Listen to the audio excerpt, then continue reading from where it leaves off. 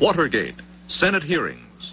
Very long shadow on the history of Cuba, but his brother is now holding the reins of that country. Fidel Castro, who was born in 1926 in Beran, Cuba. He led the Cuban Revolution in 1959, turning the island nation into the first communist regime in the Western Hemisphere.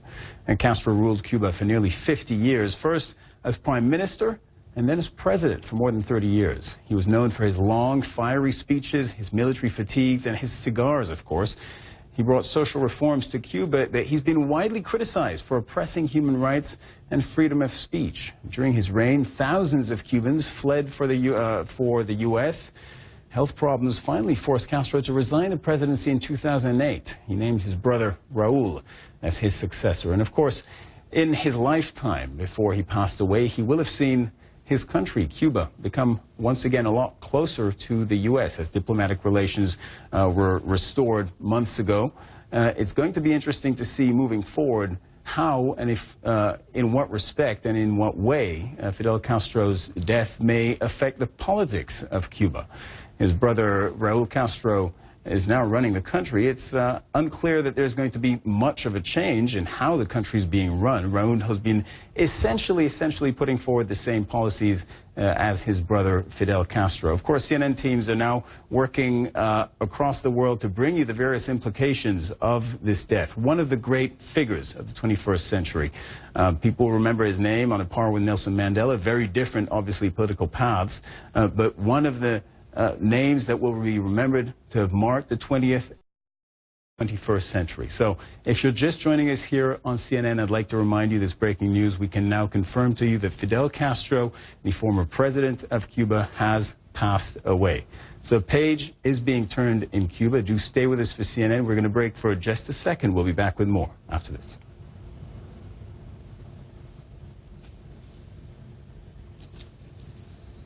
All right. We're going to stay with you, and we're going to stay on this, of course. Our teams are currently working to pull as much information as we can on what's going on. For the moment, what we can tell you is that Fidel Castro has passed away, the former Cuban president, who had handed over the reins of power to his brother Raul Castro a couple of years ago. And, of course, Cuba has been undergoing dramatic change over the last few years, and especially over the last few months, as diplomatic relations have been restored with his former nemesis, the U.S. It's going to be interesting to see going forward what impact the death of Fidel Castro may have. There's the psychological impact for people who have known Fidel Castro as the leader of that country and the essentially a father figure for Cuba for many years now. Will that change? What's it going to change psychologically for Cubans? What's it going to change for the politics of that country? All of those questions we're going to be getting answers to in the hours and I dare say in the days to come. The former president and a revolutionary leader was 90 years old. For years he'd been out of the public eye. Rumors have periodically surfaced about his death, but we can now confirm, if you're just joining us here on CNN, that Fidel Castro has passed away in Havana. He was born in 1926 in Beran, Cuba. He fled the Cuban Revolution in 1959, turning the island nation into the first communist regime in the Western Hemisphere. You're seeing pictures of him there with Venezuelan President Nicolas Maduro. Castro ruled Cuba for nearly 50 years, first as prime minister and then as president. And as those pictures serve to remind us, Cuba in general, and Fidel Castro in particular, cast a long shadow not just over the politics of that country, but over the region as a whole. Of course, Cuba played a particular role with Venezuela and continues to do so. The recent Colombian peace accord between the Colombian government and the FARC rebels was brokered in Cuba, talks happening there for years, and this just serves to remind us of the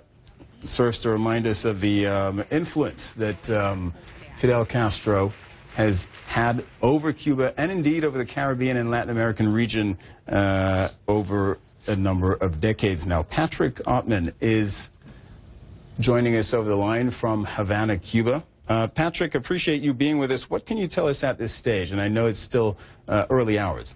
That's right. This news has landed like a bomb on Cuba, a man who has ruled this island and had an influence across the world for some 60 years now, and we're just beginning to feel the after effects. It was an announcement made at the end of an event, a fairly typical event here, to mark a revolutionary anniversary. And what I'm told is that Raul Castro took to the stage to announce that Fidel Castro has died. Of course, the iconic leader who has angered U.S. presidents for decades. Some have called him a dictator, others a freedom fighter, but a man who has lived a life like few others, and apparently that life has come to an end. Raul Castro, Fidel Castro's younger brother, the current president of Cuba, announcing tonight that Fidel Castro has died at age 90, and this is going to be an event that we're going to be talking about for the days to come,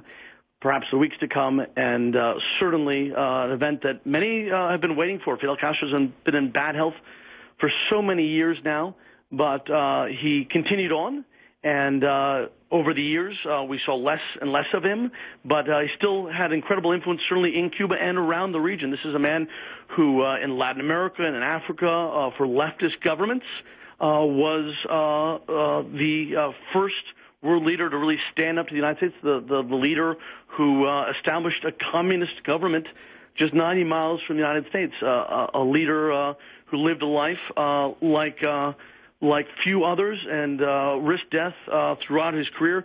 But as well, his reign here had an amazing toll on so many people, tens of thousands, millions. Patrick, I'd like to cut you off there for a second. Of course, I know that throughout the course of the night here and for the next coming days, we're going to be analyzing the impact of his death. What I'd like to know right now is, how do Cubans feel about him today? Insofar as they talk about him, and I know that, free speech in the realm of politics in Cuba is a relative thing, but how do they feel about him today? Is it this patriarchal, patrician figure? Is he revered, or is there a lot of criticism, or is it ambivalent? There is a bit of both, but really this is someone who has affected millions of people's lives, not always for the better. And Cubans have long waited to see what would happen after Fidel Castro passed away. A lot of people feel that real change couldn't happen in Cuba until Fidel Castro passed.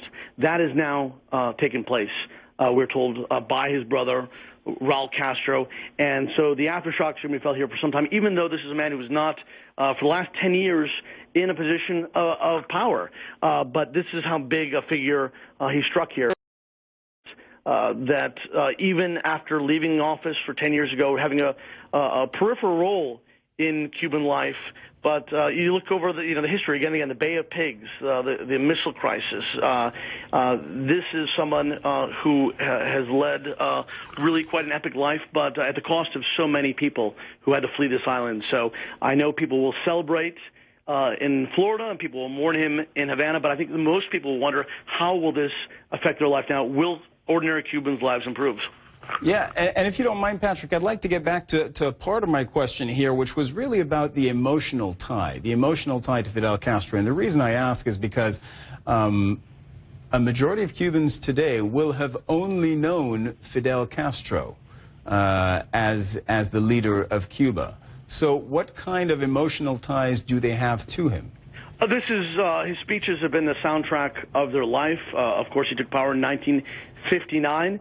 So people have either known, Cubans have either known Fidel Castro or Raul Castro, a president named Castro, for their entire lives. They really can't imagine. You would ask Cubans, what do you think will happen after? And they just can't imagine a life without Fidel Castro or someone named Castro in power.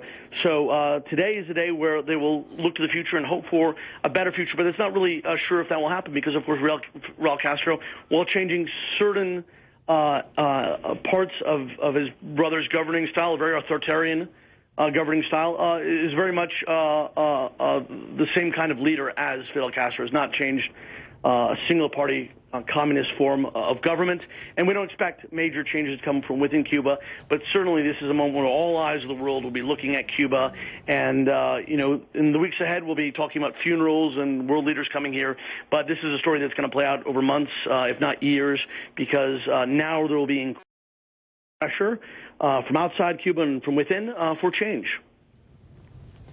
And so you're telling us about the emotional tie